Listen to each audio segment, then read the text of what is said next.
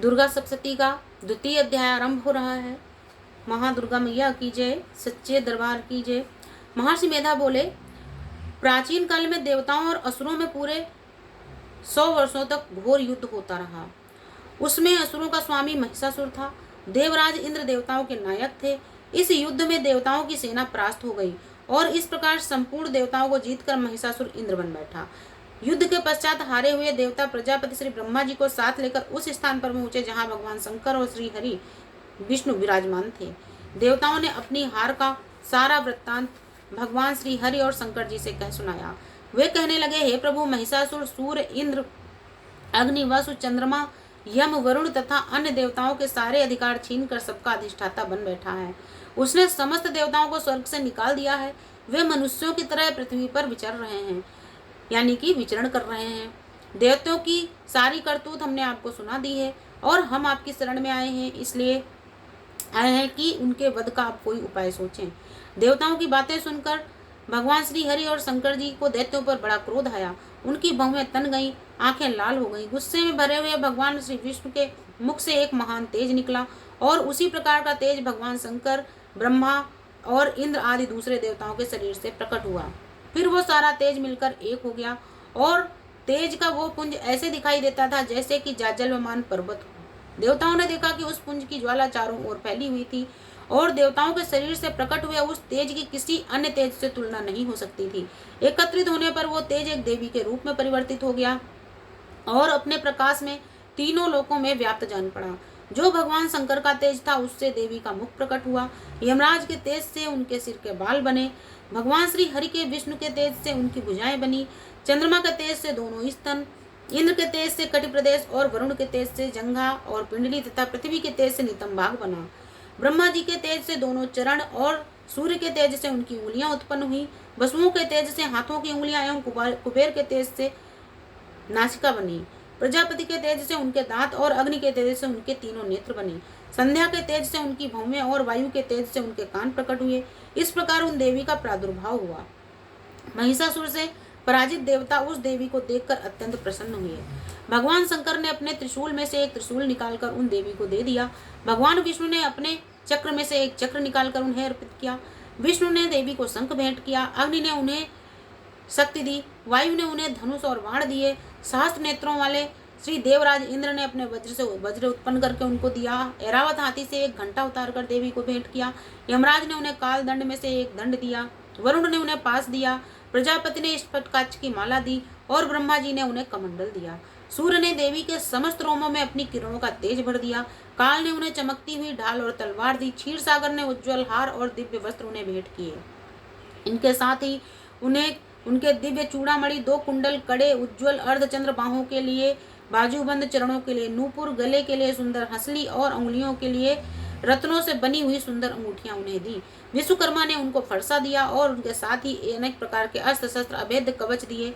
इसके अतिरिक्त उसने उन्हें कभी भी नहीं कुमलाने वाले सुंदर कमलों की मालाएं भेंट की। समुद्र ने सुंदर कमल का फूल भेंट किया। हिमालय ने सवारी के लिए सिंह और तरह तरह के रत्न देवी को भेंट किए। यक्षराज कुबेर ने मधु से भरा हुआ पात्र और शेषनाग ने उन्हें बहुमूल्य मणियों से विभूषित नागहार भेंट किया। इसी तरह दूसरे देवताओं ने भी देवी को आभूषण और अस्त्र दे करके उनका सम्मान किया। इसके पश्चात देवी ने अट्टहास के साथ उच्च स्वर से गर्जना की। उनके इस भयंकर नाद से आकाश गूंज उठा। देवी का वह उच्च स्वर से किया हुआ सिंहनाद समा न सका। आकाश उसके सामने छोटा प्रतीत होने लगा। उससे बड़े जोर की प्रतिध्वनि हुई जिससे समस्त विश्व में हलचल मच गई और समुद्र कांप उठे, पृथ्वी डोलने लगी तथा समस्त पर्वत हिलने लगे। देवताओं ने उस समय प्रसन्न होकर सिंह वाहिनी जगतमयी देवी से कहा, हे देवी, तुम्हारी जय हो। इसके साथ ही महर्षियों ने भी भक्ति भाव से विनम्र होकर उनकी स्तुति की। संपूर्ण त्रैलोक्य को क्षोभग्रस्त देखकर दैत्यगण अपनी सेनाओं के साथ लेकर के और हथियार आदि से सजकर उठकर खड़े हो गए। महिषासुर के क्रोध की कोई सीमा नहीं रही। उसने क्रोध में भरकर कहा, यह सब क्या उत्पात है। फिर वो अपनी सेना के साथ उस ओर दौड़ा जिस ओर से भयंकर नाद का शब्द सुनाई दिया था और आगे पहुंचकर उसने देवी को देखा जो अपनी प्रभा से तीनों लोगों को प्रकाशित कर रही थी। उनके चरणों के भार से पृथ्वी दबी जा रही थी। माथे के मुकुट से आकाश में एक रेखा सी बन रही थी और उनके धनुष की टंकार से सब लोग क्षुब्ध हो गए थे। देवी अपनी सहस्त्रों भुजाओं को संपूर्ण दिशाओं में फैलाए हुए खड़ी थी। इसके पश्चात उनका दैत्यों के साथ युद्ध छिड़ गया और कई प्रकार के अस्त्र शस्त्रों से सारी दिशाएं उद्भासित होने लगी। महिषासुर का सेनापति चिच्छुर नामक एक महान असुर था। वो आगे बढ़कर देवी के साथ युद्ध करने लगा और अन्य दैत्यों की चतुरंगिनी सेना को साथ लेकर चामर भी लड़ने लगा। 60,000 महारथियों के साथ आकर उद्दग्र नामक महादैत्य युद्ध करने लगा और महाहनु नामक असुर ने 1 करोड़ रथियों को साथ लेकर तथा अजिलोमा नामक असुर ने 5 करोड़ सैनिकों को साथ लेकर युद्ध किया। वास्कल नामक असुर 60 लाख असुरों को साथ लेकर युद्ध में आ डटा। विडाल नामक असुर 5 अरब रथियों सहित युद्ध करने लगा। इन सबके अतिरिक्त और भी हजारों असुर हाथी और घोड़ों की सेना साथ में लेकर के लड़ने लगे।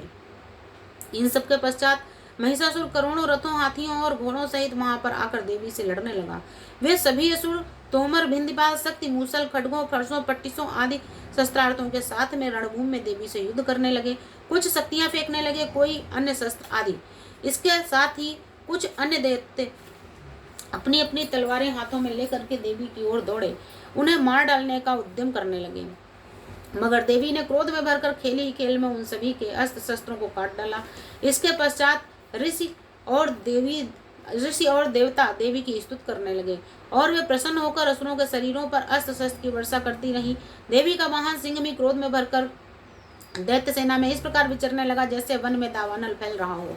युद्ध करती हुई देवी ने क्रोध में भरकर जितने भी श्वासों को छोड़ा वे तुरंत ही सैकड़ों हजारों गणों के रूप में परिवर्तित हो गए और वे फरसे, भिंदीपाल, खड्ग तथा पट्टिस इत्यादि अस्त्र शस्त्रों के साथ दैत्यों से युद्ध करने लगे। देवी की शक्ति से बढ़े हुए वे गढ़ दैत्यों का विनाश करते हुए ढोल, शंख, मृदंग आदि बजा रहे थे। इसके बाद देवी ने त्रिशूल, गदा, शक्ति, खड्ग इत्यादि से सहस्त्रों असुरों को मार डाला। कितनों को घंटे की भयंकर आवाज से ही यमलोक पहुंचा दिया। कितने ही असुरों को उन्होंने पास में बांधकर पृथ्वी पर घसीटा। कितनों को अपनी तलवार से काट कर टुकड़े टुकड़े कर दिए और कितनों को ही गदा की चोट से धरती पर सुला दिया। कई दैत्य मूसल की मार से घायल होकर रक्त वमन करने लगे और कई सूल से छाती फट जाने के कारण पृथ्वी पर ढेर हो गए और कितनों की बाण वर्षा से कमर टूट गई। देवताओं को पीड़ा देने वाले दैत्यों को मरते हुए समय नहीं लगा, वो सभी दैत्य मरने लगे। कितनों की बाहें अलग अलग हो गई, कितनों की गर्दनें कट गई, कितनों के सिर कटकर भूमि पर लुढ़क गए, कितनों के शरीर बीच में से कट गए और कितनों की जंघाएं कट गई और पृथ्वी पर गिर पड़े। कितने ही असुर सिरों और पैरों के कटने पर भी भूमि से उठकर खड़े हुए और शस्त्र हाथ में लेकर देवी से लड़ने लगे और कई दैत्य भूमि में बाजों की ध्वनि के साथ नाच रहे थे। कई असुर जिनके सिर कट चुके थे केवल धड़ से ही हाथ में शस्त्र लिए हुए लड़ रहे थे। दैत्य रह रहकर ठहरो ठहरो कहते हुए देवी को युद्ध के लिए ललकार रहे थे। जहां पर यह घोर संग्राम हुआ था वहां की भूमि रथ, हाथी, घोड़े और असुरों की लाशों से भर गई थी और अत्यधिक मात्रा में रक्तपात होने के कारण रुधिर की नदियां बह रही थी और इस तरह देवी ने असुरों की विशाल सेना को क्षण भर में इस तरह से नष्ट कर डाला जैसे तृण और काष्ठ के बड़े ढेर को अग्नि कुछ ही पल में नष्ट कर डालती है। और देवी का सिंह भी गर्दन के बालों को हिलाता हुआ और जोर जोर से शब्द करता हुआ असुरों के शरीर से मानो उनके प्राणों को ढूंढ रहा था।